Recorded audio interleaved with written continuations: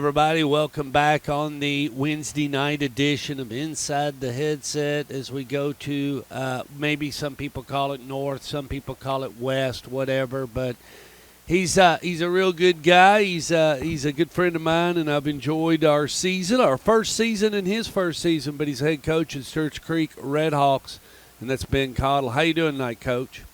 Doing great, Stuart. Great to join you as always. Well, you're sitting here, and let's roll through your season again. Mount Juliet winner, you beat lost to Mount Juliet. You beat Clarksville, that made you 1-1. You lost to Oakland, that made you 1-2. You got the COVID win against Cane Ridge, you're 2-2. You lost to Laverne, that puts you 2-3, and then you gave Station Camp the business, 45-7, and that makes you 3-3. Am I correct? That is correct. And lucky to get 6 football games in. Am I correct in speaking about this season with you, Coach? Absolutely. I mean, it has just been a really, really tough week, obviously, in this area, and several coaches that I'm really, really good friends with, and just have definitely formed some good relations along the way, throughout the years, and being able to get to our 7th game tomorrow night, we just need to stay diligent, and certainly more than anything, just speaking on behalf of our team, count our blessings. The blessing of being able to still be together and play is definitely something that I don't want to take for granted. Well, you were in a rolling clock Friday night, so you were able to get them off the field pretty quick. So then you move into Saturday. You trade with McGavick, who is your opponent, and how many games has McGavick played? Help me, Coach. McGavick obviously played their first game this past week, but they were had to cancel with their original opponent and actually picked up McGavick. I believe, Stork, it was as late as Thursday night or even Friday morning when they scheduled that game with Good Pasture. Wow. So, that's just really kind of the world we're living in right now, where a game can be picked up as sudden as Friday game day. But Coach Gord does a great job at McGavick, and they closed the season last year with 3 straight wins to make the playoffs, and I think 3 straight years in a row they played Brentwood in the first round, and certainly we're expecting Coach Gore to have his team ready to play, and we've had a good week of practice and need to put things together tomorrow night in order to have some success. McGavick, I used to call, the Storm used to play over there, and I used to call a few games over at McGavick High School in the summertime, so I've been over there.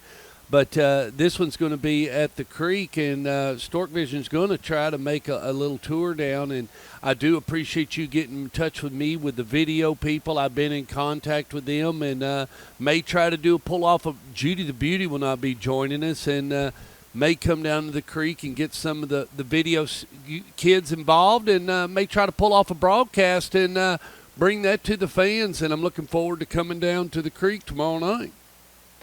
Stork, we're really excited. I tell you what, we have the best media production class around, led by Chris Bissinger, and he is just a phenomenal guy, just an all-in guy that really helps us out with, the film component of Friday nights. And I tell you what, when both Stork and our media bunch, our media team combined, man, that's two pretty powerful entities right there, and it's going to be an honor to have you for the second time this season. Well, we're really excited. We're going to bring the show down, and I'm actually going to borrow a student to run the camera and just coach him on what we like, and and tell him about the cutting of the plays, of the 130, 140 plays, in case that you don't get your copy to explain to him, but that's how we do our highlights. I like them, and then you throw out what you don't use, the 2nd and 1s or whatever, and whatever the case may be, and you end up with so many plays that you string together to hopefully give a representation of what happened of some of the kids that turned it up on Friday night. Yeah, it's a lot of fun, and looking forward. I'm actually going to get down there early, but I like it down there. Always a good place, and as I tell people, it's showing them what I'm doing, and then it may not be the same thing as what they do, but if they learn what I'm doing, they get a different taste of Everybody catches a fish different. Everybody kills a deer different. Everybody plays football a little bit different, but it's all about scoring points and delivering a product, and that's what we plan on doing. Station camp. How'd you come? What was some of the things you really needed to get done, even though you was able to run away with that game? Coming back after the Laverne lost and you get the taste out of your mouth, what was some of the things you felt like you got done and you cleaned up real quick? Really proud of how we improved, not just in the station camp game on defense, but throughout the week. We've, kind of had to go back to the drawing board a little bit and talk about, some schematics with some young guys, and also just making sure we're balancing reps and getting the right guys in the right spots. So really, really proud of the improvement that we showed on that side of the ball. And, more than anything, just they showed a scheme that we hadn't really seen or prepared for, and we really, really executed well, and just really, really proud of that. I think it, as the game gets going, you obviously have your plan, and then you practiced it all week and refined it all week, and then you get out there and, you're presented something else that you've got to stop. And so our ability to adjust and make plays and get it communicated quickly to our players is definitely something I'm proud of. And also, we were just able to, be a little bit more clean. I think offensively, we really played well offensively against Laverne. We just had several penalties at really bad times and didn't finish a few drives, stalled there inside their 10-yard line twice. And also just kind of cleaned some things up in special teams as well. We fumbled a squib kick there to start the third quarter against Laverne. So really in all three phases, Stork, we were able to improve, and that allowed us to come away with a big win this past Friday against Station Camp. It's going to be fall break for everybody else. If I'm not mistaken, you're going to have to play on fall break, aren't you? That is correct. So we rescheduled our game with Antioch from earlier in the season that they still hadn't been playing, week 2 this year. So at that point, me and Coach Marshall got together and found out that the only week we could make it work was during our fall break. So we're going to be playing at Antioch High School next Thursday, October the 8th. And kind of what does that do? I mean, what are you doing here, Coach? You're playing on Thursday. You're Thursday to Thursday, so you're going to play Thursday, and then they go to school on Friday, and then going to cut them loose for a couple of days, and then pull them back in, or what are we doing here as we try to? You don't have much time. You can't cut them loose to go anywhere, can you? You got to keep a tight rein on them, but.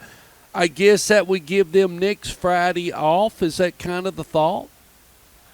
You're correct. So as of this point, we have decided, after our game tomorrow against McGavick, we're going to give them a 3-day weekend. Yeah. And I think, Stork, we're going to be playing 9 straight games with a week 2 bye. Yep, that's just what I'm. I was looking at it, Coach, not 2 seconds ago, and I was like, is this a misprint, or am I reading what he's going to put the foot down starting tomorrow night? Or see, he's not letting off. He's not getting a break since.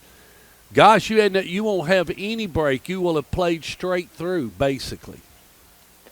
That's essentially the case. And I've talked with Coach Perry at Mount Juliet. They're in the same boat as us. Having that second week bye. Yeah. And there's definitely. Some advantages. I think for us, we were able to just kind of get a little bit more adjusted to school with several of our varsity players, doing the virtual learning. So that was one advantage. But obviously, we're going to be playing 9 straight games, and we're about to have, after fall break, we will have played in 9 straight ball games, and obviously it's important for us to make sure we stay healthy and fresh. And so anyways, to answer your question, we're going to be giving them a 3-day weekend 2 weeks in a row, and we don't bring them in on the weekends anyway. That's definitely something that I believe in to keep them fresh. We did last year when I was just an assistant here, and I really think that we, kind of wore down as the season went on. So we've kind of adjusted that this off season, and really proud of our guys, though. They haven't made any excuses. And also, Stork, I think this is big, too. Our parents – we obviously had several there back in the summer when we had our schedule, originally planned, that obviously had vacations and trips scheduled over fall break. But just the way that our community has handled and rallied around our team is definitely something that I appreciate in a challenging time where, we've had to change our schedule 3 different times, with as many Metro teams that we play. So just really proud of our team and parents for being able to adjust and be flexible in this environment. Well, I was just talking to, it gets down to it, even this Oakland-Brentwood game, but, you're at a situation, and you played Oakland, and you didn't have to, Coach. You didn't have to. I mean, there was nobody holding a gun to your head saying, you need to play Oakland and invite them over to the creek. At the end of the day, you as a coach, you want to coach these kids and give them the opportunity of Friday Night Lights. So, some people may say, yeah, but I need to try to win and go to the state, and I want to stay healthy. And I mean, you look at it with Creasy and even, Coach Crawford. I mean, I like it. I'd play, wouldn't you? There is no doubt about that. I'm really glad for both of those schools being able to get that game in, on Friday on short notice. And absolutely, the good Lord has blessed me with just an incredible opportunity to lead this football team at Stewart's Creek, and just such an incredible school with so many great things going on. We have the highest ACT and grad rate in the county, and it is just a phenomenal place to work and teach. And really proud of our team. Just being able to get to 10 games, Stork, is a huge accomplishment in this environment. And more than anything, I think, as you said, I don't want to take for granted the blessing of being able to play high school football and be around our team on Friday nights. And there are definitely moments in every game that make you better. And certainly when you go up against a really good team, number 1 ranked team in 6A like Oakland, you're going to find out the things that you need to work on. Absolutely. And certainly that film taught us a lot and has really allowed us to make some changes that I fully believe are going to help us in the long run. Anyways, but definitely glad that we were able to play that game. I know Coach Creasy was as well, and unfortunately he's had to be a little bit more flexible with us and picking up games in the middle of the week. But anyways, definitely proud of our guys for, just having to adjust schedules, and playing on 2 Thursday nights as well. You look from a staff standpoint, we're creatures of routine. Yep. So that changes things up for us as well. But we're not going to make any excuses. We're just glad to be around our team and definitely blessed to be able to be around our school and kids and community on Friday nights. Really, really excited about that. Well, and like Coach Creasy, I mean, he's just as curious as Coach Crawford. You want a taste of the other side of the bracket to see what it looks like, and maybe Coach Crawford looked at you as maybe you were getting a little bit of advantage, jumping out there to play them just to see, what that other side of the bracket. Yeah, it does hand you an L. You could have stayed at home and gotten a W, but at the same time, I'd rather know week 3, what the heck's on the other side of the fence than to find out week 12, week 13, or week 14, or whatever the case may be, or at the state championship. Whatever the case may be and how that game is scheduled, maybe there wouldn't be somebody in your schedule, but they may be still within your side of the bracket. And, you just want to play football. You got to find a game, suit your kids up, and as long as it's a safe atmosphere, I mean, that's what you're supposed to do as a coach, is give them 10 football games and then see what happens, kind of like what Coach Maynard says. And if you lose a kid, we come back next week and throw another one in there and see what happens.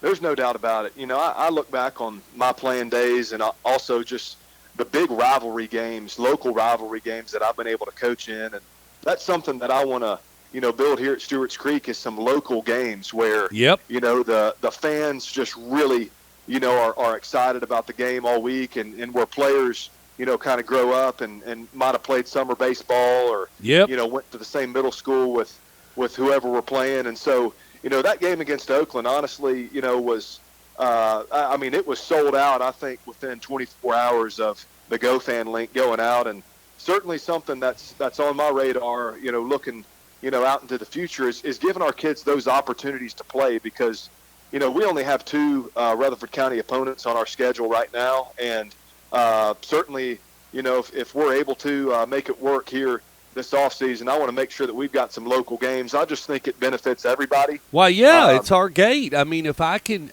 just trade the gate between Oakland and Stewart's Creek for a 2-year agreement, or fill in the blank, you've already said you're going to do it with Blackman, which you just got to love that game because, I mean, Stewart's Creek was kind of formed because Blackman and Smyrna had too much, and that was the opening gap in the geography. So it wasn't really nothing that the community of Stewart's Creek did. It's just where the people were.